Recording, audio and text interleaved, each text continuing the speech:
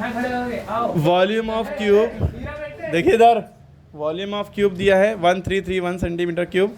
Find each side, क्या निकालनी है? पहले बात साइड निकालनी है, फिर lateral surface area of cube निकालना है और टोटल सरफेस एरिया। दोनों में से, इन तीनों में से कोई एक चीज़ भी निकालने को आ सकती है, दो चीज़ें निकालने को आ सकती है, तीनों चीज़ें निकालने को आ सकती है।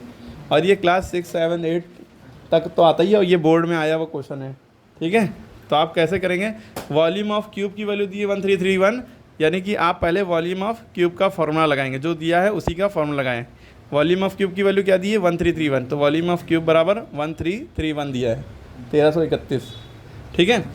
अब आप वॉल्यूम ऑफ क्यूब का फॉर्मूला लगाएंगे, जो कि होता है साइड का क्यूब। वॉल्यूम ऑफ क्यूब की जगह पे आप लिख सकते हैं साइड का क्यूब, यानी वॉल्यूम ऑफ क्यूब ये दिया है, यानी साइड का क्यूब, यानी साइड को 3 बार मल्टीप्लाई करके ये दिया है।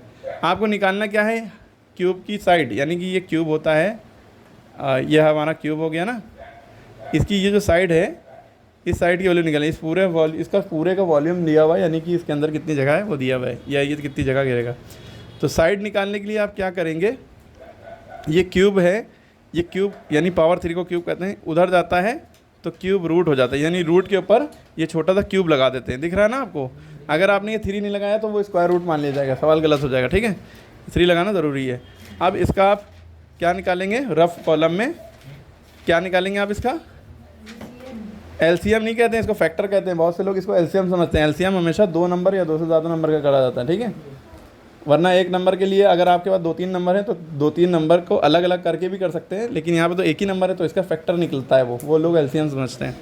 तो आप 1331, इसका डिवीज़न मेथड और कई मेथड होते हैं, इससे होता है। अब आप देखिए किसके टेबल में आता है? 3 के टेबल में नहीं आता है। अगर आपको भाई 2 के टेबल में तो नहीं आता, आप यहाँ समझ गए कि लास्ट डिजिट अगर 0, 2, 4, 6, 8 में से नहीं है, यानी इवन नहीं है लास्ट डिजिट, तो वो 2 के टेबल में नहीं आता। 3 के टेबल में आता है कि नहीं आता, 3 से करें कि नहीं करें, उसके लिए आप सारे नंबरों के बीच में प्लस लगा लिए, 1 + 3 + 3 + 1, 3 1 4, 4 3 7 1 8। 8 क्या 3 के टेबल में आता है? नहीं आता, तो 3 के टेबल में ये भी नहीं आता। अब आप सोचते रहिए किसके टेबल में आता है। अब आप करते जाएंगे 2, 3, 5 से नहीं आएगा, क्योंकि 5 लास्ट डिजिट में 0 या 5 होता तो 5 से जाता। 6 से तो जाएगा नहीं, क्योंकि 2, 3 से नहीं जा रहा है, 7 से भी नहीं जा रहा है, 8 से भी नहीं, डायरेक्ट ये 11 से जाएगा। देखिए 11 से आप डिवाइड करके भी देख सकते हैं, जो नंबर को डिवाइड, जिस नंबर से कर रहे हैं उस नंबर से डिवाइड कर लिया। अगर रिमाइंडर नहीं बच रहा है, पूरा डिवाइड हुआ जा रहा है, इसका मतलब वो उसके टेबल में आता है। अब 11 1 ज़ा 11 बचा, 3 में से 1 गया 2, 1 में से 1 गया 0, उतारा 3, 11 2 ज़ा 22 बचा 1, उतारा 1, 11 1 ज़ा 11, रिमाइंडर बचा 0, यानी कि डिवाइड हो गया, यानी कि 11 के टेबल में आता है। 11 के टेबल में 121 बार में आता है, ठीक, क्लियर हो रही बात? Yes sir. अब फिर ये 11 के टेबल में आता है, क्योंकि 11 का स्क्वायर होता है 11 1 ज़ा 11, 11 1 ज़ा 11, फिर ये 11 के टेबल में आता है 11 1 ज़ा 11। जैसे ही यहाँ पे 1 आता है, एलसीएम खत्म हो जाता है, सॉरी फैक्टर खत्म हो जाता है। आप लोग के साथ रह रहे हम भी बिगड़ गए, ठीक है। अब देखिए 11 3 बार है, 1 2 और 3, और यहाँ पे 3 भी लिखा है, इसका मतलब इनमें 3 का एक पेयर निकालना है क्यूब रूट के बाहर। तो एक 11 बाहर निकला, ये साइड की वैल्यू आ गई, कितना आ गया? 11 सेंटीमीटर। साइड में क्यूब तो लगता नहीं है, क्योंकि वॉल्यूम तो निकाला नहीं है जो क्यूब लगा है, तो ये साइड की वैल्यू आ गई। अभी इतना सवाल हो गया और बोर्ड में इतना ही आया हुआ है, ये हमने अपनी तरफ से दिया है, हो सकता है ये भी इस बार आ जाए, ठीक है। इसमें हमने कहा था LSA और TSA निकालिए। LSA का मतलब होता है लेटरल सरफेस एरिया, किसका है? क्यूब की बात हो रही है। और लेटरल सरफेस एरिया का दूसरा नाम होता है एरिया 4 वॉल, यानी 4 दीवारों का एरिया। छत और ज़मीन छोड़ दो, जितना एरिया है वो, यानी उसके ऊपर पेंट कितना होगा उसके, इससे यही पता चलता है। तो 4 × साइड स्क्वायर, यानी साइड की वैल्यू हमने निकाल ली 11, तो बस 11 का स्क्वायर है ना। पहले हम 4 से 11 को मल्टीप्लाई नहीं कर सकते, क्योंकि इसके ऊपर स्क्वायर लगा है, तो इसको पहले सॉल्व करेंगे।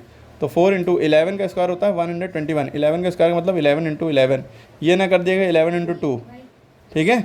11 11 दा 121। अब 4 1 दा 4, 4 2 दा 8, 4 1 दा 4, क्योंकि हमने निकाला है लेटरल सरफेस एरिया, तो सेंटीमीटर स्क्वायर ज़रूर लगेगा, ठीक है। अब इसके बाद क्या निकालना था? Total surface area. Total surface area of cube, इसका फॉर्मूला होता है 6 × साइड स्क्वायर। क्या होता है? 6 × साइड स्क्वायर। तो 6 × साइड की वैल्यू फिर क्या है? 11 आई थी, 11 का स्क्वायर, तो 6 × 11 का स्क्वायर 121 हो गया। आप 6 से इसको मल्टीप्लाई करें, 6 6 2 12, 6 6 7 726 सेंटीमीटर, क्योंकि ये भी एरिया है एक तरह का, तो भी इसमें स्क्वायर लगाएगा, ठीक है। क्लियर हो गई बात? ये समझ में आ गया? अब ये वाला सवाल आप करके दिखाइए। साइड दी है 3.5 सेंटीमीटर, साइड दी है 3.5 सेंटीमीटर, क्यूब की, और वॉल्यूम निकालना है LSA और TSA निकालना है। वॉल्यूम ऑफ क्यूब अगर निकालना है तो वॉल्यूम ऑफ क्यूब का तो फॉर्मूला जानते ही हैं आप, क्या होता है, साइड का क्यूब, या आप साइड इंटू साइड लिख सकते हैं, एज इंटू एज भी लिख सकते हैं। फिर बाकी LSA और TSA का फॉर्मूला वहाँ लिखा है, आप करके देख लिए और इसको करके बताइए।